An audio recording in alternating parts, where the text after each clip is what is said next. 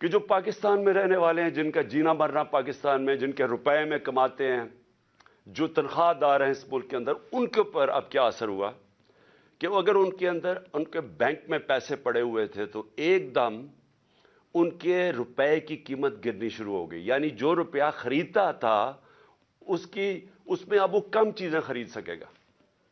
لیکن جن کے پیسے باہر لنڈن میں اور آف شور اکاؤنٹس میں ڈالرز میں پڑے ہوئے ہیں، جنہوں نے بڑی محنت سے چوری کر کے پیسہ ملک سے باہر لے کے گئے ہیں، ان کی دولت میں اضافہ ہو رہا ہے. پاکستانیوں کی دولت میں کمی ہو رہی ہے، ان کی دولت اوپر جا رہی ہے. اور اس لیے میں ایک چیز بار بار کہتا ہوں، اور میں آج آپ سب کو یہ کہنا چاہتا ہوں، میری قوم غور سے میری بات سن رہے، کبھی کسی پارٹی کو ووٹ نہ دو جس کی لیڈرشپ کے پیسے ملک سے باہر پڑے. کیوں؟ کیونکہ اب ان کو کیا فرق پڑ رہا ہے؟ مجھے بتائیں. جو اس وقت ملک کے اوپر مسلط ہے، یہ زرداری اور شریف خاندان، ان کو کیا نقصان ہو رہا ہے؟ ان کے تو پیسے باہر پڑے ہیں. ان کے تو ہر یہاں سے جو پیسہ چوری کرتے تھے ہنڈی والے سے باہر ڈالرز میں، اور جب منگوانا ہو تو پھر کسی پاپڑ والے اور چینی والے کے نام پہ منگوا لیا فیک اکاؤنٹس پہ، اور وہی زرداری نے کیا فیک اکاؤنٹس میں. یہ تو پیسہ اپنا باہر بھیج دیتے ہیں. لانچوں میں ان کے ڈالرز باہر جاتے ہیں، جہاز جاتا تھا تو دبئی جاتا تھا یا باہر چلے جاتے تھے پیسے. ان کے تو باہر پیسے پڑے ہیں. تو اثر کس کو ہو رہا ہے؟ اثر ہماری طرح کے لوگ جو اپنا سب کچھ بیچ کے، جنہوں نے باہر کمائی کی تھی. میں نے جب لنڈن کا اپنا فلیٹ بیچا تھا تو میں جب اپنا روپے میں، وہ پاؤنڈز کو روپے میں لے کے آیا تھا تو 90 روپے کا ایک پاؤنڈ تھا. آج 300 روپے کا پاؤنڈ ہے. تو ہم جو اس سے کیا ہوتا ہے؟ لوگ کیوں پاکستان میں پیسہ لے کے آئیں؟ لوگ باہر رکھیں. کیوں بیرون ملک پاکستانی اب پاکستان میں پیسہ لے کے آئیں؟ کیوں پاکستان میں سرمایہ کاری کریں جب روپیہ گرتا جا رہا ہے؟ وہ ڈالرز میں رکھیں تو ان کو نفع ہونا شروع ہو جاتا ہے. اس کے بہت دور کے نقصانات ہیں پاکستان کو. لیکن میں اب ذرا آپ کو، اپنی قوم کو صرف بتانا چاہتا ہوں کہ آپ کے اوپر، اب میں خاص طور پہ پاکستان کے تنخواہ دار طبقے سے بات کر رہا ہوں. جو بھی مزدور ہے، دہاڑی دار ہے، پولیس والے ہیں، فوجی ہیں، بیوروکریٹس ہیں، جو تنخواہ پہ گزارا کرتے ہیں، آج آپ سب غور سے سن لیں کہ یہ رجیم چینج کے بعد آپ کے اوپر اب کیا اثرات اس کے آنے والے ہیں. پٹرول جب ہم تھے، میں پھر سے یاد کرا دوں کہ انٹرنیشنل مارکیٹ میں تیل اس وقت $110 کے ارد گرد جا رہا تھا، تھوڑا اوپر تھوڑا نیچے.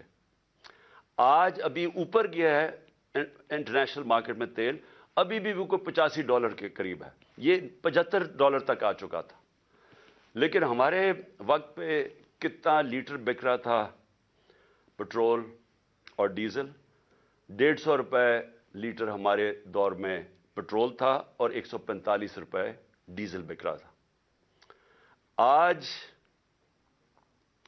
آج جو پٹرول اور ڈیزل ہے، وہ جب یہ روپیہ گرے گا تو روپے کی گرنے سے یہ اوپر چلا جائے گی اس کی قیمت. تو یہ اس کی قیمت اگر ٹیکسز مزید اور نہ لگائے گئے، 50 روپے لیٹر پٹرول اور 50 روپے لیٹر ڈیزل اوپر جائے گا یہ جو روپیہ گرا ہے. اس کے علاوہ میں چاہتا ہوں ذرا یہ آرام سے چیزیں سنیں آپ، کیونکہ آپ کو پتہ ہونا چاہیے کہ آج ہم کھڑے کدھر ہیں.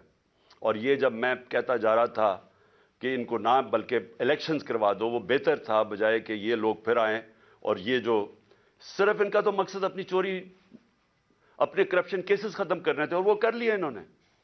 تو یہ عوام کے لیے تو آئے نہیں تھے. عوام کو تو یہ اب جو چھوڑ کے گئے ہیں اب آپ کے سامنے.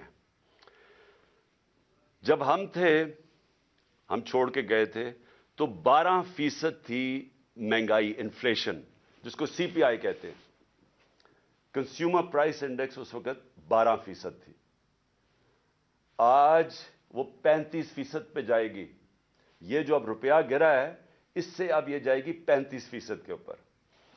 اور جو دوسری ایک اور جس کو کہتے ہیں سینسٹیو پرائس انڈیکس، وہ ہوتا ہے، وہ مہنگائی وہ چیزیں ہوتی ہیں جو لوگوں کے استعمال میں کھانے پینے کی چیزیں، بجلی، گیس، جو عام لوگوں کو افیکٹ کرتی ہیں، وہ ہمارے دور میں ہم 16 روپے چھوڑ کے گئے تھے، اور یہ یاد رکھیں تب قیمتیں سب سے اوپر تھی ساری، یہ جو گھی کی امپورٹس تھیں، یہ ایڈیبل آئل، یہ سب سے اوپر تھا، تو ہم اس پیک کے اوپر تھے، تو تب وہ 16% تھی، یہ اب جائے گی 45 سے 50%، یعنی پاکستان کی تاریخ کے اندر یہ سب سے زیادہ مہنگائی ہوگی۔